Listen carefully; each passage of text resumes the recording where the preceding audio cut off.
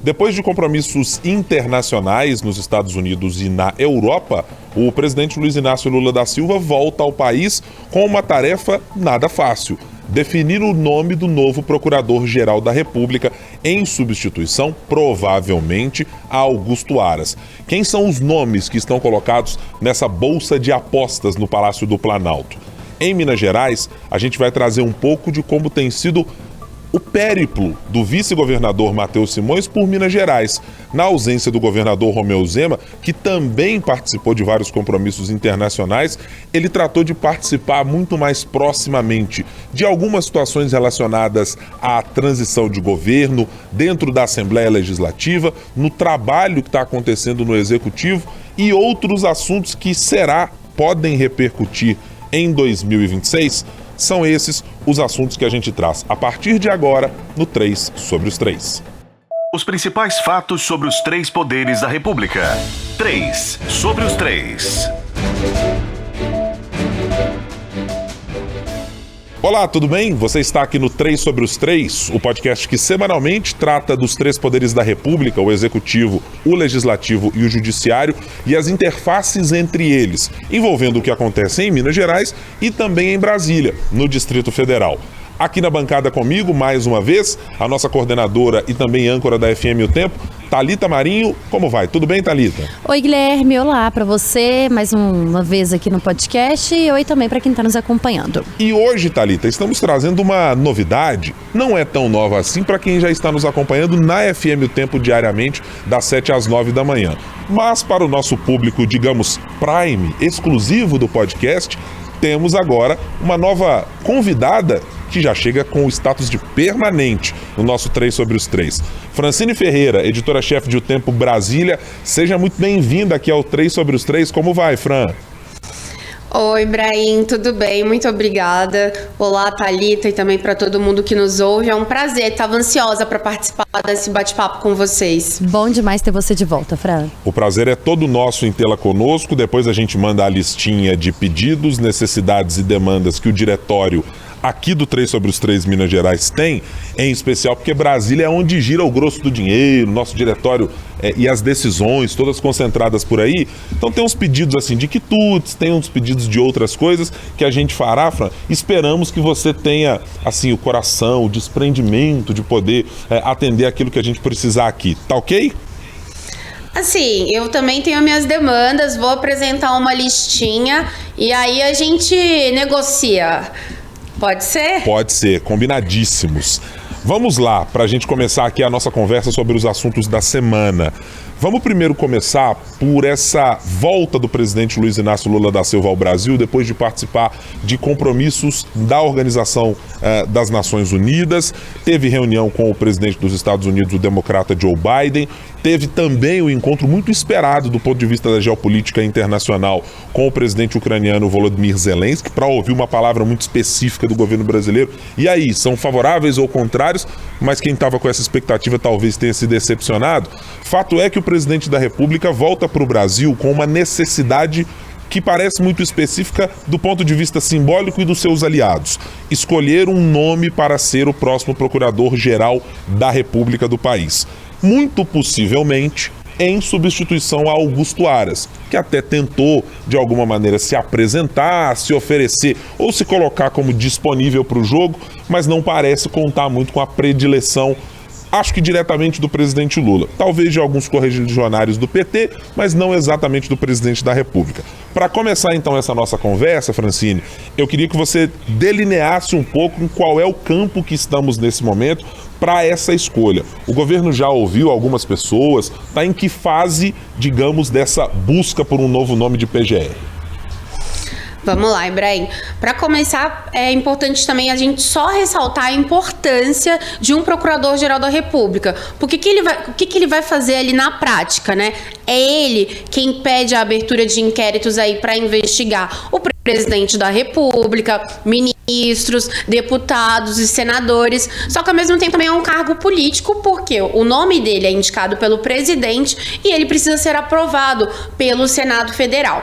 Então, fechando esse parênteses, né, o Augusto Aras, ele foi indicado pelo ex-presidente Jair Bolsonaro lá em 2019 e o mandato dele vai acabar agora dia 26 de setembro.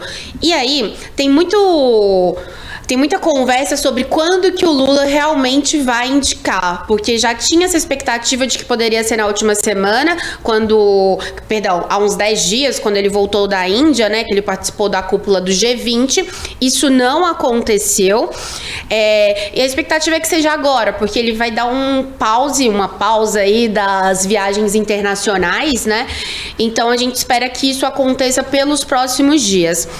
E aí, falando do quadro atual, como que tá hoje? Eu vou pegar só uma colinha aqui, porque são diversos nomes, mas é o seguinte, vamos começar com Paulo Gonet, porque ele é o vice-procurador-geral da República hoje, e ele é um dos nomes, digamos que mais cotados para esse cargo. E ele conta com o apoio de alguns ministros importantes do STF. Quando eu falo importantes, é porque tem tido uma repercussão maior ultimamente, que é o Alexandre de Moraes e, claro, sempre Gilmar Mendes, né? Então, ele é o nome preferido hoje, mas a gente tem outras pessoas aí, como, por exemplo, o Mário Bonzaglia, que ele tem o apoio do Cristiano Zanin, que hoje é ministro do STF, mas que era advogado do Lula, e também do apoio aí de uma ala forte do PT. Por último, tem o Antônio Carlos Bigonha, e ele foi o único, gente, que ele veio daquela lista que a Associação Nacional dos Procuradores da República, a NPR, enviou para o Lula, porque a NPR sempre faz, né, indicação com 3 nomes ali, e ele foi o único daquela lista que está sendo sondado. Claro que tem outros nomes aparecendo aí no cenário, como, por exemplo, do Aurélio Virgílio Veiga Rios, que é subprocurador-geral da República, trabalhou aí com o Sepúlveda Pertence, né?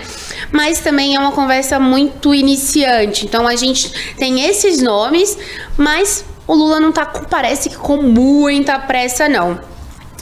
Porque também, encerrando agora dia 26, o mandato do Aras, que, inclusive, tentou permanecer, como você disse, né, Ibrahim? E ele fez até um gesto, elogiou a decisão do Dias Toffoli em relação à Operação Lava Jato, que na época teve como um dos principais alvos aí o presidente Lula.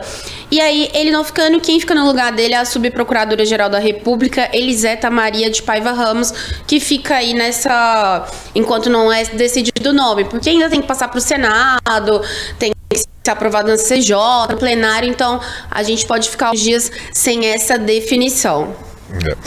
Tem algumas indefinições, Thalita, que mexem um pouco com a minha percepção de quanto o governo quer colocar, digamos, a sua mão para dizer essa é uma escolha pessoal, assim como aconteceu no caso de Cristiano Zanin para o Supremo Tribunal Federal, ou que talvez o presidente Lula pode querer tornar isso algo um pouco mais institucional. Uma das questões mencionadas pela Francine, e me parece aquela que tem um caráter de trazer para o corporativismo do grupo de procuradores, de subprocuradores, essa possibilidade de que o governo vai dizer não, nós somos um governo diferente, seria do presidente da República adotar um dos 3 nomes da lista tríplice para dizer, olha, Ministério Público Federal, procuradores, promotores, país afora, estou aqui sendo alguém que respeita os preceitos, que, leia-se, não é uma previsão legal de que isso aconteça, ou seja, não há obrigação de que o presidente da República utilize essa lista como base para fazer essa escolha. Lembre-se que o ex-presidente Jair Bolsonaro não escolheu Augusto Aras vindo de uma lista tríplice apresentada pelos seus pares, mas é sempre uma quase que cordialidade ou uma sinalização muito simbólica de que o governo estava fazendo algo muito específico para essa categoria, dizendo, olha aqui, vocês têm certa autonomia ao fazer. Isso, por vezes, até garantir ao governo certo distanciamento do Ministério Público Federal para não ocorrer casos, como acho que a gente já pode enquadrar atualmente, o de Augusto Aras, próximo ao que foi em outros momentos o tão conhecido Geraldo Brindeiro, que foi um daqueles integrantes lá na gestão Fernando Henrique Cardoso, conhecido por ser, e pelo apelido que foi trazido à época pela oposição, de ser o engavetador geral da República, porque diz que tudo que passava próximo a ele, do ponto de vista de inquérito, de ofício, de pedido de notícia-crime, de notícia de fato, tudo isso ia parar dentro de uma gaveta muito específica. É claro que caiu no folclore político, mas no caso de Augusto Aras, há números que materializaram essa relação com o governo Bolsonaro de um grau de proximidade que, aí reside a minha dúvida, eu não sei exatamente se o governo Lula quer ter a mesma. Mas onde que está essa minha dúvida?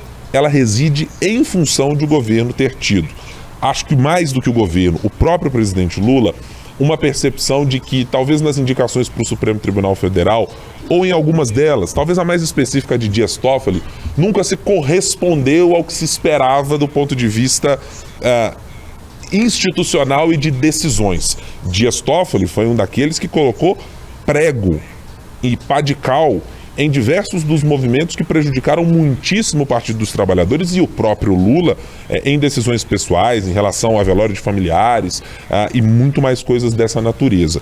Por isso que me parece que essa escolha vai ser cercada de muito mais cautela do que em outros momentos, para ter alguma garantia de que o governo mantenha uma certa distância de segurança de dizer, olha, indicamos um procurador-geral que é absolutamente lulista, que vai defender o Partido dos Trabalhadores, que não vai ter nenhuma independência ou autonomia em relação à atividade do Ministério Público Federal.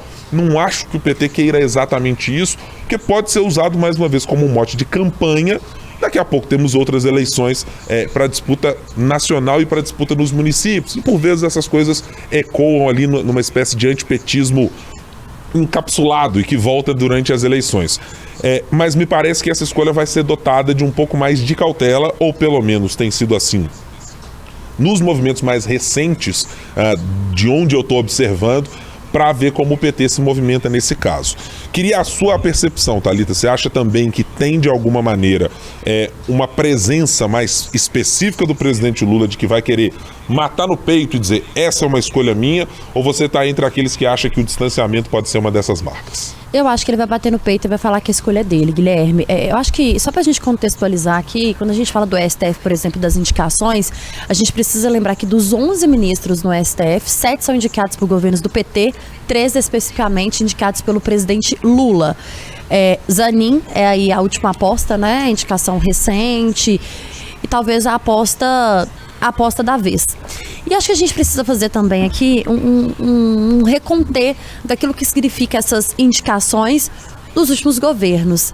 E talvez o que essas pessoas dessas esferas jurídicas, podemos dizer assim, representam também como força e como pessoas políticas no futuro. A gente precisa lembrar aqui de Sérgio Moro, por exemplo, com o ex-presidente Jair Bolsonaro, que se tornou o Sérgio Moro uma verdadeira pedra no sapato, ainda que um aliado do ex-presidente Jair Bolsonaro, mas que foi muito criticado e teve uma crítica mais elevada o ex-presidente Jair Bolsonaro, exatamente porque interferia e depois todo mundo falava, tá vendo? Tava lá ao lado do ex-presidente Jair Bolsonaro, na época, ao lado do presidente, participou ativamente da questão da Lava Jato com o ex-presidente Lula à época, e agora é o político apoiado por Bolsonaro, apoia Bolsonaro, enfim, esse apoio mútuo aí. Então, assim, acho que esses nomes precisam ser repensados e são pensados, mas a gente nunca sabe o que reserva o futuro. Até porque muitas dessas pessoas que fazem a questão hoje jurídica, vamos dizer assim, despontam também na questão política. Deixou de ser só um ministro, passou a ser um ministro político, em muitos casos. E uma pena que muitos não sabem o diferenciar. E aí eu não vou citar nomes aqui mais especificamente, que não é esse o assunto de hoje. Mas eu acho sim, Guilherme e Fran, que o presidente Lula vai sim jogar no peito e falar que o nome é dele, com cautela. Porque acho que já errou demais nas tratativas, nas falas polêmicas, o presidente Lula neste ano. Nós estamos no mês de setembro, quase chegando já ao mês de outubro, e precisa ter, presidente Lula, cautela no que diz e no que escolhe. Afinal de contas, uma fala ou algo uma visita no exterior ou no Brasil, alguma coisa que faça o presidente Lula vai ter repercussão sim. Mas é uma fala. uma fala que tá nas redes sociais, uma fala numa entrevista, alguma coisa que vai pegar mal ali durante um tempo e que depois vai ser esquecida, entre aspas. A gente sabe que dito nunca vai ser esquecido. Mas uma escolha para a PGR é uma escolha que vai trazer consequências, né? Com pontos importantes, votações importantes, aliados importantes. Então, acho sim que vai ser o nome escolhido por ele. Acredito que, de todos esses movimentos políticos, ficou muito claro aí que, de fato, há uma dúvida que paira sobre o presidente, exatamente porque tem inteligência suficiente para saber que esse nome é um nome muito estratégico para o governo dele. Mas acho que ele vai ter cautela exatamente por isso. Talvez essa percepção de que ele não precisa e que não pode neste momento, não seria o ideal mostrar para a população, vamos dizer assim, para o brasileiro, que é ele quem decide, quem manda, quem escolhe e quem indica. Então que aquela pessoa ali, o indicado para a PGR, vai inclusive tomar as decisões que o presidente quer. E não estamos dizendo aqui que necessariamente vai ser assim, né? Mas essa cautela ela é necessária. Mas acho que ele não vai abrir mão de ter um nome que ele confia ou que ele conhece o método de trabalhar dentro da PGR. Fran, deixa eu lhe fazer agora essa mesma pergunta.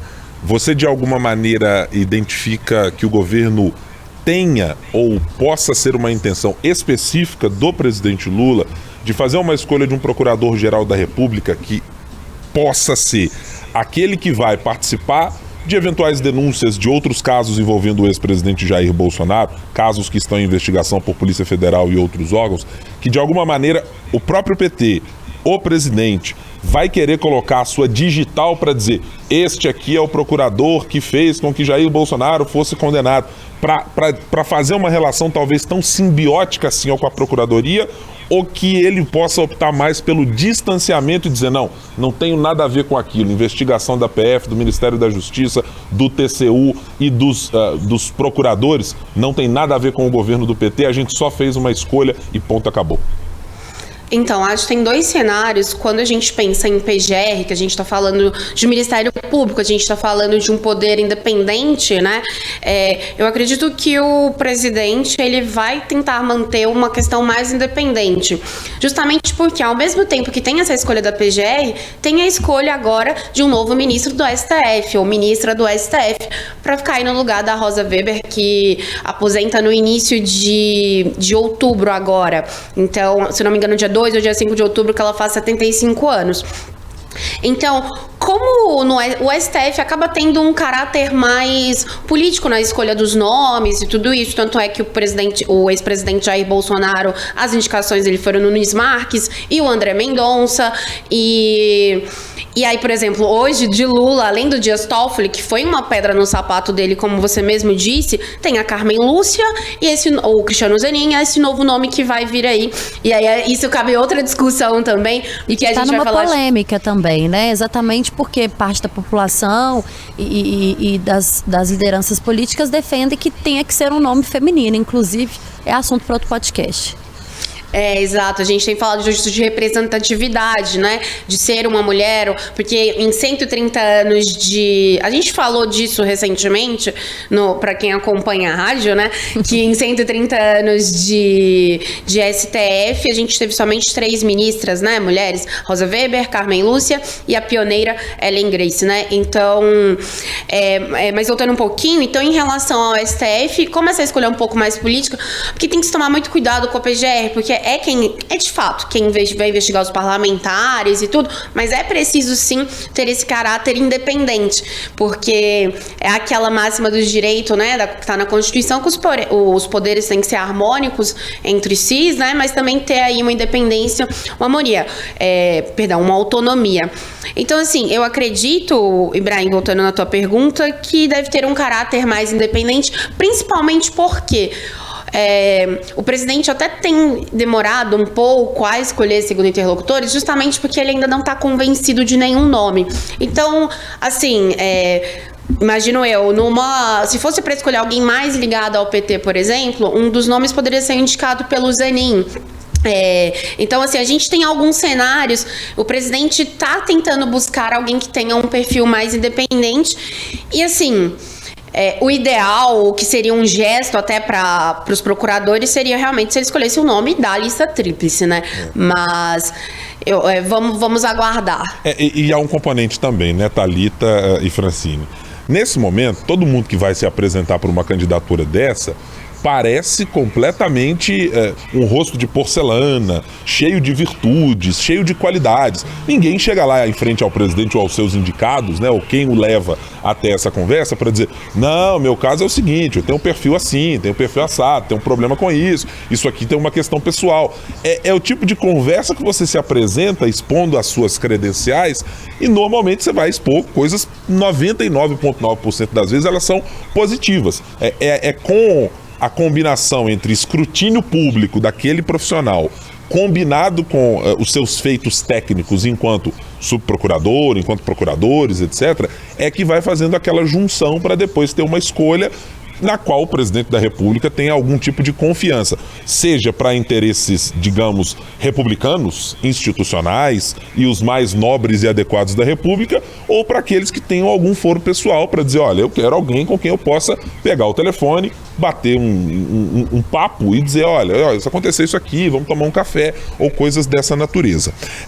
Padilha tem já se encontrado com todos esses nomes, Lula vai se reunir de novo, então tem isso. E só lembrando, né, o Aras, por exemplo, ele foi um dos principais nomes aí ligados, né, assim, que o ex-presidente Jair Bolsonaro indicou e tudo mais, e agora elogiou a decisão do Dias Toffoli de anular as provas em relação à acordo de leniência de Odebrecht. Tem um político mineiro, eu não me lembro o nome agora, mas que sempre dizia que a política é como nuvem, né? Você olha de um jeito, tá de um jeito, você olha depois tá de outro.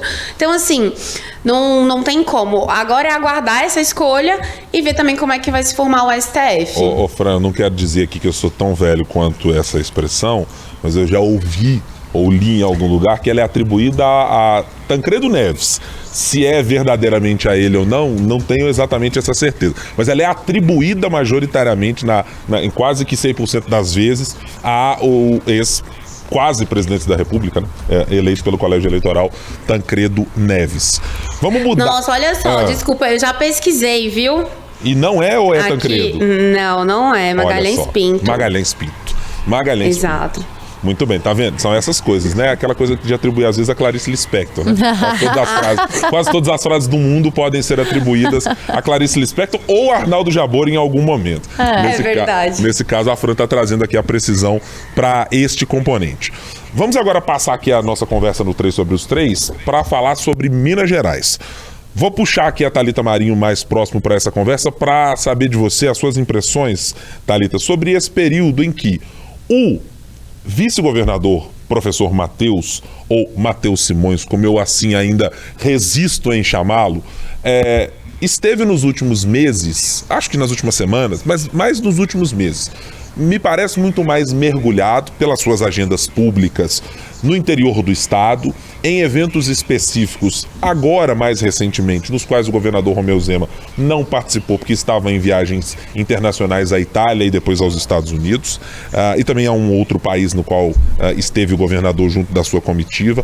Mas me parece que durante esse período foram feitas algumas movimentações importantes, pelo menos do ponto de vista do simbolismo do vice-governador, de uma certa aproximação, de quase que um afago, de um carinho, de pegar no colo certos deputados estaduais e certas instâncias de poder em Minas Gerais para se apresentar dizendo aqui, estendendo a mão e dizendo: oi, tudo bem? Eu sou o vice-governador, professor Matheus Simões. Este que chegou com o Romeu Zema no seu segundo mandato e que participa ativamente da coordenação política do governo, que tem o controle sobre a maior parte das pastas do ponto de vista gerencial do governo do estado. Matheus Simões já colocou o time em campo pensando em 2026, Thalita Marinho, numa potencial ou eventual candidatura para suceder Romeu Zema, pouco importando o que Romeu Zema pretende fazer, se para o Senado, se para um governo federal ou algo dessa natureza. Que lhe parece mais recentemente os movimentos de Matheus Simões nessa conversa com parlamentares, nessa proximidade com a Assembleia Legislativa? Matheus Simões, que foi o primeiro vereador do Partido Novo, né, Guilherme? Vale lembrar aí, despontou como vereador em Belo Horizonte pelo Partido Novo e que, como você bem trouxe, é a principal cabeça pensante, né? Cabeça tem demais, mas quem pensa e quem faz e acontece a agenda, principalmente do governador Romeu Zema. Sai do papel de vereador, vai para vice-governador e é colocado sempre em conversas oficiais ou conversas não oficiais como nome que deve suceder, pelo menos na escolha do partido, o governador Romeu Zema em 2026, já que a pretensão do governador e do grupo é de que Zema siga aí para uma disputa à presidência. E sim, claro, tem colocado o jogo, né? Tem colocado o time em campo. Uma coisa que a gente pode dizer aqui, acho que a gente concorda, nós três podemos concordar, Fran, é de que o vice-governador é muito inteligente. É uma característica que todos nós sabemos que ele tem e tem de sobra, assim. Consegue aliados e articulações e consegue pensar. Tem colocado o time em campo, mas está esbarrando numa questão, Guilherme Brahim. Qual? A Assembleia Legislativa de Minas Gerais não é muito querido pelos deputados e tem enfrentado algumas resistências. Nos últimos dias, por exemplo, algumas pautas importantes, como a questão da taxação aí do ICMS, outros pontos aí que principalmente essa, acho que a gente pode aprofundar nela, que ganhou talvez uma expressão maior do que deveria. Claro que a gente está falando sobre taxação, sobre pagar mais, sobre o bolso do consumidor, sobre o bolso do mineiro, né? Mas esbarrou numa questão ali o vice-governador e talvez a articulação não tenha sido melhor. Ajuda muito Gustavo Valadares, que é o secretário de governo, deputado, que faz esse papel hoje e que vem com um escudo de Matheus Simões. Você conversa com deputados da base ou não, muitos falam sobre essa abertura de porta, né? Que por muito tempo, inclusive, o vice-governador tentou fazer na Assembleia e não conseguiu, mas Gustavo Valadares consegue fazer. Mas ele não vai estar sempre respaldado por Gustavo Valadares. E aí, até que ponto, de fato, eles colocaram o time em campo já em 2023, talvez com essa cabeça de 2026, e a gente está falando isso com base nos bastidores, naquilo que a gente escuta e naquilo que a gente noticia. Até que ponto vai ser aceito pela ala política mineira? Tem aí um ponto importante que você traz, Thalita. Eu tenho duas considerações para fazer nesse caso, porque me parece, primeiro, que o vice-governador tem a tarefa, e eu vou aqui reduzir o raciocínio, para dizer a tarefa mais simples entre todo mundo dentro do Partido Novo, que é a seguinte: ele tem um cargo específico ao qual ele precisa concorrer e do qual ele precisa mirar, que é saber fazer uma sucessão para o governo do estado. O governador Romeu Zema tem possibilidades. Ele pode decidir desde abandonar a carreira política e dizer, olha, cansei, 2 mandatos de governador foram suficientes, eu vou cuidar da minha vida e tenho outras coisas a fazer. Ele pode escolher uma eventual candidatura para... É difícil, né, Guilherme? O governo federal. É pouco provável que isso aconteça. Sim. Pelo menos não há até agora nenhuma voz que se levante a dizer isso. Muito pelo contrário, é dizer, o governador é um ativo importante numa discussão para uma eventual sucessão no campo da direita ou da centro-direita, aí depende da classificação do observador, como alguém que está para o jogo em 2026. Mas o governador Romeu Zema pode optar, em última instância, para fazer uma decisão de dizer, olha, eu também quero candidatar ao Senado. Haverá vagas para isso na mesma eleição em que ele possa se candidatar para o governo de Minas. Para o governo federal, melhor dizendo. O governador Matheus Simões, não. Nos parece muito claro que a tarefa que ele mira e que ele tem de fazer é mirar no governo de Minas para suceder até o próprio legado dito pelo próprio Matheus Simões de dizer, olha, esse segundo governo Romeu Zema é o governo no qual eu quero e espero que tenhamos de alguma maneira as entregas. A vitrine principal para o país do Partido Novo, neste momento, é Minas Gerais. É o governador Romeu Zema e, evidentemente que por tabela, o seu vice-governador Matheus Simões. Uma gestão bem feita de organização, de treinos trilhos, para adotar aqui o slogan do próprio governo de Minas, é uma gestão que credencia muita gente do Partido Novo que tem dificuldades eleitorais enormes, com uma bancada federal que foi esfacelada, com uma bancada estadual que foi completamente modificada em relação às origens, digamos, dos integrantes do Novo, daquele DNA de origem empresarial e etc. Então, eu acho que tem uma tarefa aí que está colocada para ele que há de muita clareza do que fazer e que me parece facilitar muito os movimentos políticos que ele precisa fazer. O primeiro deles, se tornar conhecido. Há um dado sempre que vai ser importante, essa mudança da própria nomenclatura. conhecido em Belo Horizonte como Matheus Simões, para professor Matheus dali para frente, tentando identificar a sua característica de ter sido professor, de ser um funcionário concursado da Assembleia Legislativa de Minas Gerais, mas levar à frente essa característica sempre me pareceu ter um toque de tentar resvalar um pouco mais em estratos da sociedade que talvez ele não alcançasse anteriormente. E isso, com os movimentos mais recentes de ter mantido e mantendo ainda uma agenda de viagens para o interior do estado, no lugar onde o governador Romeu Zema conseguiu firmar o seu nome, rompendo uma hegemonia política histórica de PSDB, de PP, de PT com o ex-governador Fernando Pimentel, me parece uma clareza, uma clarividência muito aberta do que precisa ser feito. Ser conhecido no interior do estado, manter o seu conhecimento, que me parece já satisfatório na capital e até na região metropolitana de Belo Horizonte, mas acima de tudo ser capaz de se acoplar ao legado positivo da avaliação que o governador Romeu Zema tem. E essa avaliação foi expressa na nossa pesquisa mais recente, quando trata da capital mineira. O eleitor mineiro belo-horizontino tem uma avaliação muito positiva do governador Romeu Zema. Caso o Matheus Simões consiga se acoplar e se tornar uma espécie de simbiose com essa avaliação, ele tem ganhos políticos a colher em 2026. Ô Guilherme, Posso Fran, dar um rapidinho, pitaco? deixa só essa questão de ser conhecido. Numa conversa recente com a gente, o vice-governador, até após a nossa entrevista, né, que vai ao ar, ele falou com a gente sobre essa rotina tarefada. E ele falou uma coisa que a gente percebe muito isso exatamente que você está trazendo. Historicamente, gente, o papel do vice não é um papel de um vice muito atuante. Em qualquer esfera, a esfera nacional, estadual, municipal, né? Municipal, a gente nem precisa citar aqui, porque raramente quem está nos ouvindo vai saber falar de prontidão, assim, quem é o vice da sua cidade. Mas pensando do Estado, faz um papel muito diferente hoje o vice-governador Matheus Simões. E o governador Romeu Zema e o vice-governador fizeram um acordo de dividir as agendas. Então eles rodam o Estado toda semana, e isso é uma coisa que ninguém pode dizer, e eles dividem essa agenda para que eles fiquem conhecidos no Estado, e aí o governo fique conhecido, o governo novo fique conhecido no Estado, mas não é só o governador Romeu Zema. É claro que isso não é porque eles querem só entender as demandas. A gente está pensando também no futuro político do Partido Novo, e principalmente Matheus Simões e governador Romeu Zema, né? Francine, você queria fazer um comentário aqui, pois não? Então, não é entregando a idade, mas na época eu estava em Belo Horizonte, eu cobria pelo tempo a Câmara, né, quando o Matheus foi eleito, e também aí o início do governador Zema, e na época do Zema, quando ele ainda nem era muito conhecido, o que ele já fazia era justamente rodar todo o interior. Tanto é que ele falava que ele queria conhecer X municípios, enfim, antes das eleições. A minha memória, vocês vão ter que me perdoar, mas faz bastante tempo. Eu era uma jovem, mas uma criança, né? Continua. Era uma criança, né, no jornalismo, eu diria.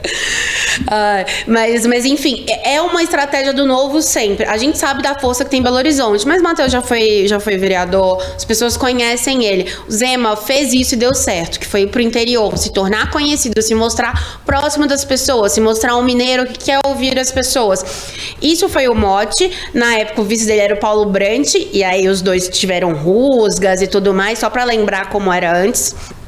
E hoje, mais do que é importante também o Matheus ir para todo o interior, para ser conhecido, é o papel importante que ele tem dentro do próprio governo de Minas, porque a gente sabe a força que ele tem, as cartas que ele dá lá dentro. Então, assim, é um nome forte, e essa estratégia do Novo já deu certo antes. Então, eles, em time que tá ganhando, não se mexe, e a tendência agora é ter essa réplica, ele aumentar também esse número de viagens, e cada vez mais, para o nome ficar mais conhecido. E eu também sou do time do Ibrahim, eu vou chamar de Matheus Simões, eu ainda não acostumei com o professor Matheus ainda não, viu? Eu sofro, a cada nova entrevista com o vice-governador, eu sempre aviso antecipadamente a ele.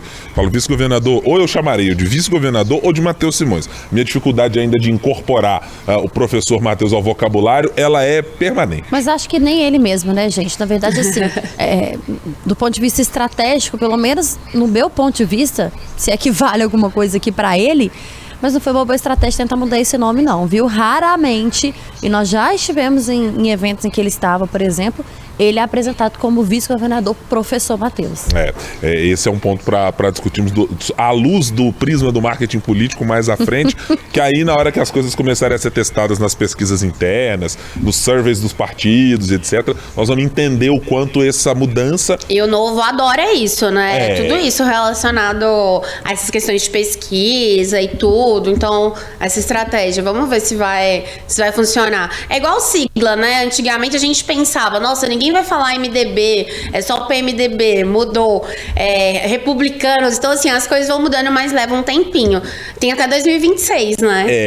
Mesmo cobrindo política há algum tempinho, Fran, eu ainda sou daqueles que sofro pra não lembrar do DEM ou do PFL e ainda sofro de pensar, mas peraí, a União Brasil... PFL... Então... Faz uns aninhos aí, né? Eu não queria revelar exatamente não, mas acho que com essa menção a esta sigla em específico, eu entreguei um pouco aqui do que tinha que fazer. Em função disso, inclusive, eu proponho que a gente encerre o programa, não sem antes fazermos aqui rapidamente, eu vou pedir celeridade de todos nós aqui, porque estamos no adiantado da hora nessa nossa edição de estreia da Francine Ferreira, para as nossas apostas do dia. Aliás, da semana, né? Não do dia. Da semana que vem. Vou começar por você, Thalita. Diga. No que você aposta e que sugere que seja a mirada dos nossos internautas, de quem nos acompanha, para prestar atenção no noticiário político na semana que vem? Na semana que vem está prevista a vinda do presidente Lula a Minas Gerais. Eu vou trazer essa aposta aqui porque acho que é importante a gente discutir a primeira visita do presidente, né, pós-eleição ao Estado, e como que vai ser essa relação, esse encontro cara a cara, ao vivo ali, entre o governador Romeu Zema e o presidente Lula. Eu vou usar aqui uma expressão que Brasília e as câmaras país afora usam também. Deputados que concordam, permaneçam como estão. Aprovado. Eu estou exatamente no mesmo time que você, Thalita. Estou curioso para ver como serão os movimentos políticos, simbólicos e até do ponto de vista de investimento, não apenas na relação Lula e Romeu Zema, Partido Novo e governo federal, mas também como o prefeito de Belo Horizonte, Fouad Noman, se comportará nesses movimentos. Ele tem aumentado a sua presença junto ao governo federal, mas me parece ainda não ter uma certeza se o PSD pende para um lado, pende para o outro, em que espaço ele estará. Francine Ferreira, qual a sua aposta para a semana que vem? Bom, a gente já falou aqui a minha aposta PGR e também a definição do STF, porque Lula vai para Minas, depois deve ficar um tempo aí de molho, então a tendência é que ele vá decidir isso aí até o início da semana que vem, até terça, quarta-feira. Vamos esperar, né? Muito obrigado pela presença de vocês duas. Voltaremos a nos falar na semana que vem. Tem mais 3 sobre os 3. E para você que nos acompanhou nessa semana, assine aí o nosso podcast, acompanhe nas plataformas de áudio, de podcast, da maneira que você preferir. Muito obrigado pela sua companhia nessa semana. A gente volta na semana que vem com mais um episódio. Tchau, tchau.